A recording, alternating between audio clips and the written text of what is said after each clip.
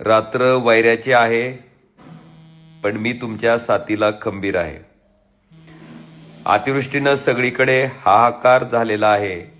या पावसाने आणि पुराने होत्याचे नव्हते केले आहे. तुमच्या हक्काचा माणूस म्हणून शक्य तिथे मी स्वतः धावून जात आहे आणि ते माझे कर्तव्य आहे. आपण सर्व या पावसामुळे अतिशय हतबल झालो आहोत, तरी खचलो नाही आणि खचायचे पण नाही. सरकार दरबारी पाठपुरावा घेऊन तुमच्या पदरी भरीव मदत पोहोचेल यासाठी माझे प्रयत्न चालू आहेत आणि ते मदत मिळेपर्यंत चालूच राहतील. या दरम्यान आत्महत्येचे प्रकार पुन्हा एकदा वाढले आहेत.